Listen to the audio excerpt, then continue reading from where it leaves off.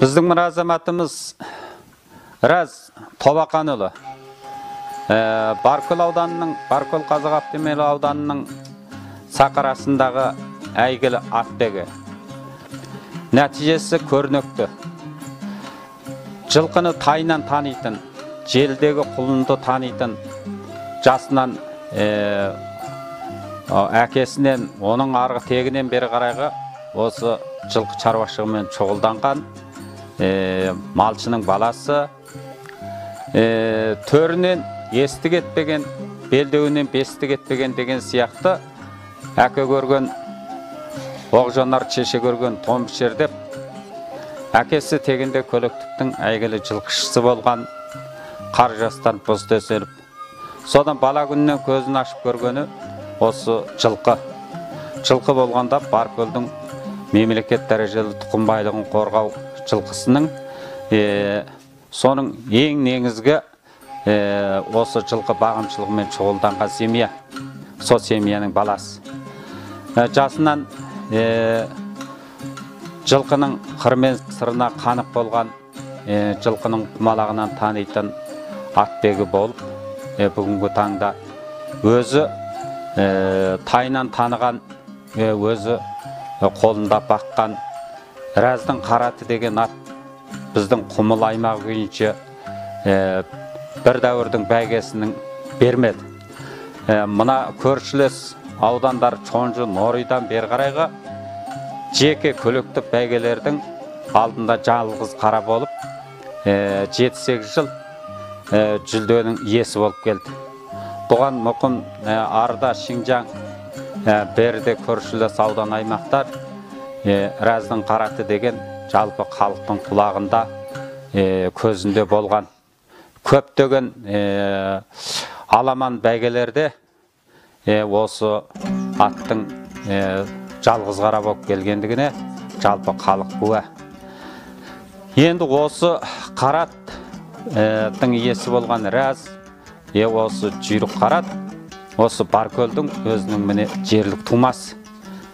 Баркөл жылқысы деген осы айлық жолға бел талмайтын күндік бәйгеде жалғызға қара болып келетін ат деген осы Баркөлдің аты осы.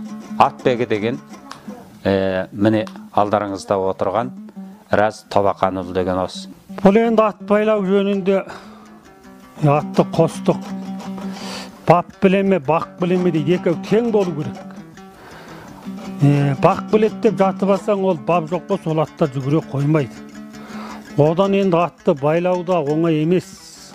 Әзір осы мына 5 жастағы баладан да қиын ол. Сондықтан атты уағында тойындырып, уағында байлап, сөйтпесеңіз оның жілігін дүзеп, онан кейін енді бұның бап өте қиын ғой. Кейбір жолдастар атты тойындырады енді. Қыста бұны ақжылық етеді. Бұның сол уағында соның жаңағы қалпына келтірмей барып, жілігін бұзып ап, ол жүйрік ат болса да жілік жоқ болғаннан кейін бекер ғой ол. Соның кейін барып ат бұзылғаннан кейін ол ат негізінен жүгірмей қалады. Негізінен атты 11-ші айдан тартып, бұның бойын су қалдырмай бағу керек, жүйрік атты. Соның кейін бұны 20 күн бола ма, 15 күн бола ма, бұны ақырын мініп, ақырын жарату керек. Құлағының түбінен ғане, қолтығынан ғане тер шығарып, сөйтіп әптен жаратып, етін сыртына тептіріп алғаннан кейін, сосын кейін барып, жаңа қара жарысқа қосу, онан кейін барып, соны сөйтпесеңіз, ол атты дереу. Онан кейін мына аттың қол аяғының кетуі бұл адамнан. Кейбір адамдар бұны жаңегіндей бабына келмей тұрып қосады да, сосын бұл аттың жаңағы денесі әлі әрекетке келген жоқ, сосын барып аяғы соқты дейді. Біз енді мына Қараттарды пәленпай жыл қосқанда аяғы бір секілмей кетті бұларды. Сонда негізінен бұл жүйрік атты жаңегіндей қатып болғаннан кейін шамаңыз келсе 20 күн желіңіз, қос аяққа да салмаңыз. 20 күн желсеңіз бұның 4 аяғында, бірақ мына енді бұлай мына қос аяқтаған, бұл мына аттың аяғына көп немене болмайды. Енді желсеңіз мына 4 аяқ бұлай түскеннен кейін, бұл 4 аяқ әптен әрекетке келіп болады. Мысалы, балуан болсын, әр адам болсын, өзінің машығы болады ғой. Сонан кейін барып, бұл жаңағы атыңыз ана денен жиіп болғаннан кейін аяқта соқпайтын сол оның. Онан кейін соның жаңағы денесін әптен сар суын алып болғаннан кейін жаңа бір ай желіп болған бұл атыңыз сіздің сосын кейін ал енді сал дейді. Содан кейін сіз бұны 2-3 тері болады, оны аласыз. 3 рет терін аласыз. Әзір енді мен деген жүйрік аттарды сіз терін алмай қоссаңыз, о да бекер. Терін алмағаннан кейін ол жүгірмейді. 3 рет терін алғаннан кейін, бабына келгеннен кейін, сосын кейін атыңыз бар, ол жүгіреді. Одан кейін аттың бабы да оңай дүние емес. Ат қосу да оңай емес. Сондандағы бап білеме, бақ білеме дейді. Екеу тең болса, жаңағы байлауды да, жаңағы бағуды да екеу тең болу керек. Енді мен бағып алдым деп, сабалап қанын бұзып, немесе тері алынбаса, ол жүйрік атта бекер ол. Ол жүйрік болса да ол бекер болады. Сонда ең жақсы мына аттың мәселе сол жаңағы терін алу. Онан кейін аттарды енді әзір ат бағу деген оңай емес. Сіз бұны таңертеңгі кешкі салқын дегені жайылтасыз. Басқа уақытта бұл аттарды күнге соқтырмау керек. Сол жаңағы бұл аттың бұл жұтымына да байланысты нәрсе. Жаңағы 12-ші айыңыздан 2-ші айға шейін бұған қара бұршақ беру керек атқа. Қара бұршақ бұның жілгін дүзейді, оның етін сыртына тептіреді, көп майда жиғыза қоймайды аттың.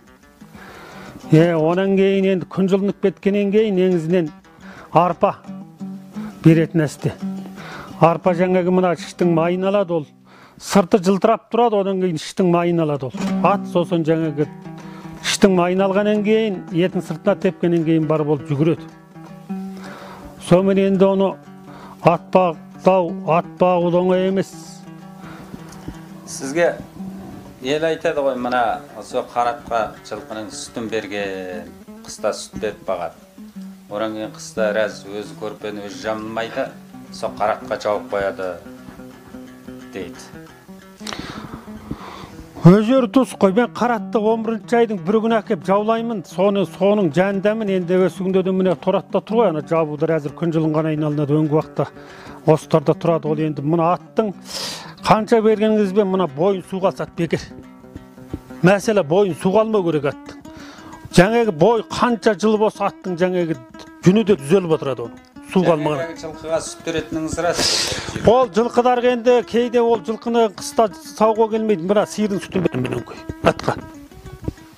Оның ерекшелігі бар. Оның ерекшелігі әзір мына біріне бір қарсы. Мысалы сиыр ауру боқпаса жылқының қанын бересіз, мысалы сөз. Енді жаңағы сиырдың сүті ана жылқының денесін дүзейді ол. Жаңағы микроб ауру су әйткен бүткендерді бұл айдап шығады. Одан кейін сіз жаңағы мұна аттың сиырдың сүтін ішінкен атты көрсеңіз жүні жып жылтыр болып тұрады. Ол құндыз баяғы ол сиырдың сүті сол. Бұл енді таңертең мен атым кетерде сол 1-2 келе сүтті жұтқызып жіберем, бәйе кетерді. Енді осы қараттың ең ұзақ шауып бәйге алған жері қаншалықты жерден бәйге алып тұрды? Біз мына Норүйдің Бостанына бардық. Бостанға барғанда бір 120 ат келген екен, мына Мұрат екеуміз бардық 7-шідегі. Содан 40 метр сат екен, ішінде Боран Серік дегендер бар. Осында ат бек қой мына Норүйдің. Боран Серікті білесіз ғой, енді өз әлі жүйрік қосады. Со бір қарайғырақ келген екен, соғыны мына ел айтты, мына қарайғыр бүгін бір боқ беледі ғой деп. Содан сөз жерде кейбіреу дұрай, біз мына метістасты қосқызбаймыз, біз қазақ атты қосамыз, бірақ қосқызбаймыз деді. 40 атты қосқызбаймыз деп. Содан бір чала отырып айтты, ей, сендер қосқызбағанды қойыңдар, мынаның бәрі кек қапты ұзақты. Бүгін айдаңдар көк құрақ. Дереу әзір сағат 12-де. Содан келген метісті мен көрейін деді ғой. Содан кеткен атыңыз сағат 7:30-да жоқ, 8-де алды көрінді. Екі жерден аттың алды шықты. Содан біз тұрағана төменгі бір май жол бар ғой, Норүйдің ана көтерме жол. Сол жерден бір қызыл тақияшыға телефон келіп, Баркөлдің қараты кетіп бара жатыр деп. Соны жаны бар сол шыққан екен сол. Жалғыз келді ғой соған. Сол жол 50 қанша километр дейді ғой. Сонда енді қанша 30-дың үстін айдаймыз деп сөйтті, 20-ға апарып төгіңдер, қалған жерді айдаңдар деп сол айдап кеткен ат ел шуылдап сол. Ойбай мына күн жай болып кетті, не болып кетті деп сол 8-ге таяғанда аттар сол алды шықты ғой. Ана машинамен апарып төгіп тастаған ат қой. Машина апарып төгіп тастаған ат ар жағына айдап кетті емес бұл. Сонда 8 сағатта келді. Сонда енді сондағы шалды айтты, енді мынаның бәрі кеп қалған екен, ұзақтан келді бәрі. Не болса да бүгіннен кейін қайсеңдер сөйтіңдер. Әңгіме тоқтап қалсын. Енді жаңағы мына жүйрік жөніндегі керемет болды енді. Сіз енді мына Баркөл жылқысы жөнінде, Баркөлдің атының басқадан өзгешелігі жөнінде біраз. Енді әзір мына Баркөл жылқысын өздеріңіз білесіздер, Баркөлдің жылқысы өте мінерге төзімділігі өте күшті болып тұр ғой бұны. Біз әзір енді осы жерде мына Баркөлдің жылқыдары бар. Мына табиғатыңыз мына ғой міне. Көктем жоқ. Жайылса бір ай жейді айтпес ештеме жоқ. Бұған осы өте шыдап тұр ғой мына. Шыдамдылығы өте күшті болып тұр ғой. Енді мына біздің біраз мына жылқымыздың біраз мына нәсілдігі мына сырттан енді өзіңіз білесіз 2 жылдың алдында басты ғой осы жерге. Бұны алды кетті, сонымен бұныңыздың арықтап алдым. Бізді әкеп мен мына Қарачерден бір айғыр салдым ғой, көкжөрік айғыр. Былтыр құлындары туды, биыл 11-ші айда арықтады ғой бұлар. Содан амал жоқ саттық. Сонда бұл мына табиғатқа қарай мына өзіңіздің жерлік жылқыңызға дауа жоқ екен. Шыдамдылық. Ол енді жерлік байлық қой сіз. Байлық екен, бірінші болып отыр ғой. Мынау ең бірінші екен. Жүйрік атта Баркөлдің нәсіл жылқы жүйрік атында қандай белгілері болады? Баркөлдің жерлік атының жүйрігінде қандай белгі болады? Бұл енді мына белгі, бұл енді байқап бітеді ғой. Мұны аттарыңыздың әзір белгісі болады бұл. Мұны аттың басы, бас сүйек, құлақ, құбасат дейміз ғой енді. Бұның белі, бұның тұрасы. Бұл жақтан да белгі беріп қояды аттар. Енді бұл негізінен мына жас жылқыдар әзір енді тайынан тәрбиелеп келеміз ғой енді мына жүйріктерді. Бұлар негізінен мына жүрегінде бар жылқы 1-2 терін алсаңыз болды. Сосын ана тауға қарайды ол. Сізден бұрын көреді ана бас жақты, біреу келе жатса. Сіздің мәйісінен жүйрік ат бізден бұрын көреді. Бұның мына сезілігіне дауа жоқ қой бұның. Енді сіз жаңа мына бойын іштеме жоқ. Жаңағы жүйрік болмайтын малдарды қанша таң асырып, қанша мінсеңізде ода ар жағында жүректе жоқ. Мына жүйрік болатын мал бірінші сүйегінен, екінші жүрегінен, үшінші бұның мына қарауыл өте күшті. Бұнан кейін бұның онан кейін жетекке мұнаны. Сіз өзіңіз құлынан тартқанан кейін біраз үйретіп алып жетектесеңіз, сіздің алдыңызда жүреді ғой, басыңызбен бірге жүреді, ол артыңызға түспейді олады. Ол мен кетем деп тұр. Онан кейін тақымыңыз таниды екен ғой жүйріктісіз. Баяғыда менің көк тұйғыныма мінгенде мындыңыз ғой, сонда 40 жігіт міне алмағанда сіз міндіңіз ғой. Сонда анау сол періс ұстап сол кезде анау құтырып тұрған кез. Дұрыс. Адам міне алмай қойды. Дұрыс білем. Бір адам міне алмай қойды, періс ұстаған кез, сонда мына кісі мінді сол. Мына енді сіз әзір мен мына көбінде атты жайлақ мініп кетем әлім көшейді. Сен не деген қайтып шыдайсың дейді. Ол шыдайтынды сен білесің бе деймін мен елге.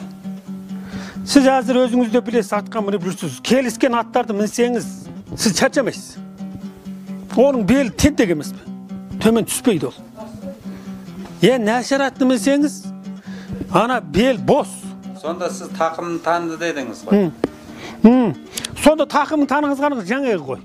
Жаңағы сіздің көк аттарды мініп бостан ана таудасатын болсақ, чарчағанды қойып үстіне баяғы алдыңызға қарай лепіп отырады ол. Мәшине құсап. Сөйтті мына кісі. Мына таудан асып кетеді екен деді. Өздеріңіз білесіз. Мынау әзір. Енді сіз нашар ат мінсеңіз, арт жағы бір жақта, алдыңғы жағы бір жақта. Ана тұрған таудан мұны ентік баясады екен. Сол мінәгі. Бар, мына қаратты енді, мына осы бүтін халықтың көз жетіп осындай бір аламан бәйгенің жаңғыз қарасы болып келген осы қаратыңызда сіз қалай танып алдыңыз? Оны қалай бәйге қостыңыз? Осы жөнінде бір айтыңызшы. Мен бұл қаратты осы мына өзіңіз білесіз, мына арықтың үстінен жағалап екіншінің бір 2-3 таңы бар әне жерде. Соған жағалап кетіп барсам бір 3 аяқтау бір арық қарат тұр екен. арық қарады. Содан әге көзім түсіп, содан кейін жанында бір екіншінің бір жігіті тұр екен. Анандай жерден танып қойған шығарсыз. Таныдым. Сосан бұл өте көзіме жақсы көрініп кетті. Сосан кейін мынау кім дегенің ат дедім, Нұрзат дегенің ат деді, Нұрзат деген үй қайда, міне жаман тамда, міне жерден мына бір жылқы шыға көмектесіп жылқы қайырып жүрді осындай деді. Содан барып келіншекке отыр екен. Мынау қарат кімдікі, біздікі. Аттының маған сатып беріңдер сендер, мен алайын, не берсеңді. Алам дегеніңді берейін. Деп едім, ойбай, біз анау қой бағып, жан бағып жүрген жалғыз атымыз, біз малшылықтың адамымыз. Деді келіншек. Тегінде өзі маған бір мына Шалап ауылдығынан, тәнзіннен. Қалың малға келген тайымды өзім бағып алған бір малым. Қалың малға келген? Тайым деп сөйтен, тайың болса, тайың екен әйтеу сатсаң маған бер. Мен соны сатты алғым кеп тұр. Дедім әге. Ойбай, енді ол оқыстан құрылысқа түсіп сатпасақ саған берейік біз. Деді бұл. Содан бұл кетті, енді алтыншы айдан маған телефон ұрды ғой бұл жігітті. Ойбай, мен әге сататын болып қалдым. Сен аласың болмайсың. Ой, алам мен. Неге сататын болдың? Ой, мен бір үй алдым, қан судым. Ақша керек болып қалды. Деді. Ой, алам мен әкеп бератым. Өзім мен алаңқай тұрым болатым. Бұрын ол бәйге қосып па, танып па? Бұл енді бұрын, одан бұрын мен естігем жоқ, содан әгі болды деді. Содан кейін, қанша дедім мен оған? Бір түмен деді. Бір түмен болса да алайын дедім. Содан бір уақытта қайта телефон соқты. Ана келіншегім айтып жатыр, ауыздығына бірдеме берсін деп тұрды. Келіншегге 5 сүгейшен берейін дедім мен. Болды деді, бұл кетті, ол мен оның қосқан ұққағым жоқ. Содан бұл атты ол ертесінде ақ бөлмекші болды, мен үйіне пұлымды алып бардым. Сағат 1-де барсам басып жатырмын деді ағар төгінен. Соны алып кеп, мініп бұлай 2-3 күн мініп кетіп бар жатырым. Мына қайтыс болып кетті, Мәми деген екіншінің танысы ат қосады. Соғыс айтты раз енді мынау ақсақ қалып еді бір жылы. Мынауын орыйға да қосып, бәйтіп бүйті қосып жүрген атты. Ондай жүгірген жоқ бұл. Өз жасы да кеқіп қалды мұнаны. 11-ге келді деп сөйтті. Енді 11-ге келсе алдым мен осыны. Деп сөйттім. Содан кейін сол қыста бағып, содан баянбай жүрем ел. Маған 3-ші айда телефон соқты бұл. Ой, қара жарыс салайық біз. Баянбайды онда қалай ағат бар. Мына Қондушаңда бір жігіт 4 қаймалынген бір қара көкат алды. Батыстан. Бұл жүйрік ат екен. Осыған бәріміз қоссақ. Болады дедім мен. Сосын сол жараттымды алып бардым. Сол міне бір сарчоқ міне біреу.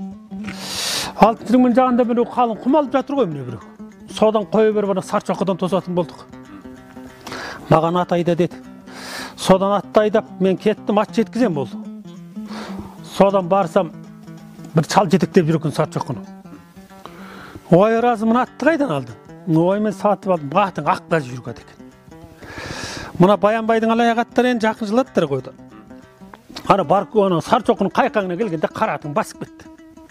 Мұна нақ жүрген екен атың. Деп сөйтті. Бірінші рет қосқаным сол болады. Содан кейін барып жүгірді ғой, содан кейін барып кетті ғой. Әкеңіз жылқышы болды, жылқышының семьясы болдыңыз. Содан енді бастап, содан чабантоз болдыңыз ғой енді аттың үстінде. Сонда аттың енді мына біраз сырын, естілік сырын айтсаңыз. Мен енді осы атты 10 қаншасында атқа мінгізді мен мына бапкертір. Мәндім мен. Мана Норыйға шейін бардым. 70 қаншасы жылма бір осы жақтан бір допшыларды алып бір ат апарды ғой қалың ат мына Норыйға. Ұзаққа салды ғой. Сол 70. Моңғолгер өлген жылы ғой. Бейжингер ат өлді ғой, сол жерге біз өлтіріп келдік сол атты. Сол жерге сол жыл өлді ғой сол. Мына Чырыңзыр моңғол апарды ғой. Сол жыл мен мына 4 жүйрік қасқаттан мініп бардым. Сонда мына 2 қасқат бар. Біреу мына Япан қасқат дейді, біреу Ырысқан қасқат дейді, 2 жирен қасқат бар өз жүрді. Сол Япан қасқатқа міндім мен. Сонда бұл жануардың естілігі мен Баркөлге барам айланбаға. Баркөлге барып, өз жердерден ондай жүріс жоқ. Баркөлге барып музыка çalады емес бәгі. Айланбаға кезді. Сонда одан жорға шығады. Енді ол кезде тұрғызып мылтық атқанда жаңа қасқатыңыз осымен андай жерге түседі ол. аңдып тұрады соны. Бұның естілігін көріңіз. Бекейқан жаратады. Мына Сілембек марқұм жаратады. Бекейқан жаратады. Сол кезде бұл аттың естілігі жаңа ғана барғанды біле қояды. Бұның естілігін көріңіз. Сол кезде жорға шығады бұдан. Бұл аттың бұл сезгірлігіне бұған дауа жоқ екен. Есін таниды. Есін таниды. Әзір сіз енді мына аттарды өсіңде бағып өсіңде бір ат байлау тұр. Таңертең жем беретін уақытта, кешкі жем беретін уақытта сізді ол шақырады. Оқыранады, мынау әгі кел енді бер дейді. Мынау сіз көріңіз. Мынау кек қойды, мынау тұрып қойған екен дейді. Біз әзір енді өте бір шаруа жоқ бұл. Шаруа болса да амал жоқ ол. Таңертең енді бір жаққа барсақ біз. Әзір мына жүректерімізді таңертең уағында оған амал жоқ. Сол жұтымды беріп алып кетеміз біз оған. Оған амал жоқ. Ол үйтпесеңіз ол жүрек болам бұл. Жаңа жүректерді байлап аласыз, әбден болғаннан кейін кейбір жігіттер әзір шаруаға кетіп қалады. Жаңағы әдемілеп әгі бір ай бабылап алған саңлақты 10 күн қоя берсеңіз бітті, түгейді ол. Етін сыртына жайып ат ішін бір шығарып кеткеннен кейін жаңағы қайта бұрынғы теріңіз пайда болады да бұл айырылады. Жаңағы батты. Бұл аттың мына сезгірлігі жаңағы ол оған емес. Рәз осы сенің осы қаратыңның бәйгеден келген саны біреулер 40 қанша болды, біреулер 50 қанша болды. Рәз жылында 7-8 рет бәйге алады, 7-8 сырғара алады дейді. Енді сондай бәйгеден келгенде қандай көңіл күйде боласың енді сен? Сонда қуанышың қойныңа сыймаған осы сол көңілденген кездеріңді айтшы. Енді бұның көңілді кездеріңізді бұған амал жоқ. Көзіңізден жасты шығарып жібереді бұл. Көзден жас шығарып жібереді ол, амал жоқ. Жетік келген кезде атыңызды да ұстайсыз, көзіңізден жасты шығады ол.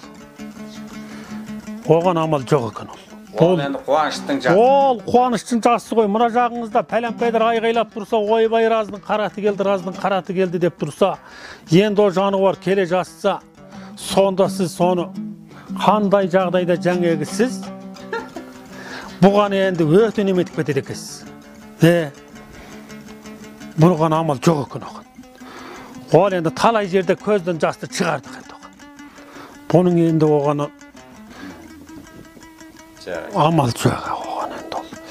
Күнде мен енді кейбіреулер үшінге шығара қояды мынаны маған. Жүгірісін. Әгі.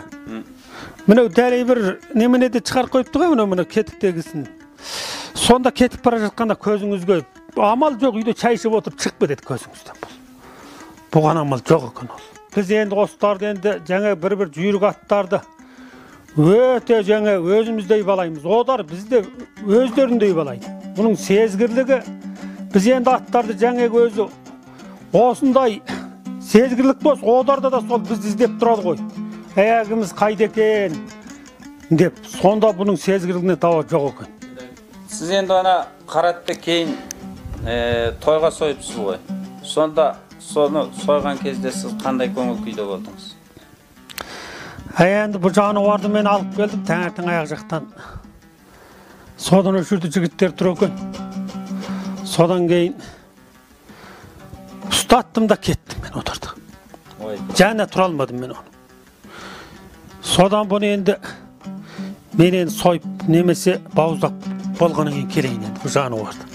Дедім де басым бір сипадым да сонымен және тұра алмадым ғой мен. Енді мен бала кезім ғой. Мына Чырыңзының Мұңғылының Бейжіңгер апардық. Мен сонда атқа мініп бардым. Сонда сол жануар сол Норүйді базарына келген жерде өліп кетті. Сонда Мұңғыл дегеніңіз жылағанда әгі жануарға кейгенде өте бөлек болып кетті. Сонда біз сол бала кезім екен іштеме білмеген екен ғой мен сонда. Сол өте сонда мал өте қиын болады екен ғой. Мен енді мына қаратымды сойғанда жануарды сонда бірақ білген екен мен. Тегінде сол Мұңғыл неге жылады екен дедім. Содан енді менің мына атымды сойғанда сол кезде өте есіме түсіп кетті менің. О, жануарым ая. О, дос екен ғой о кезде. Осытып қимай тұр екен ғой жануар. Деп сол кезде өте мұңайып кеттім. Сонда мына жануар өте адамға ыстық, өте сезгірлік, өте күшті болады екен.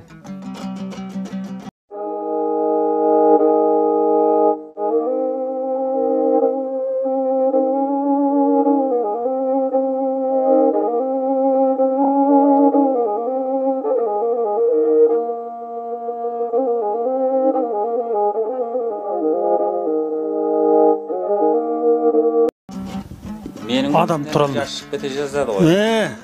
Оған енді ол амал жоқ екен. Мына Халардың Құлынбер қаласына барғанда, мен сақанадан түскеннен кейін біз тұлпарды жанымыздай көреміз дегенде, Моңғолдың ғалым айтты ғой, осы бір сөздерің немере болды.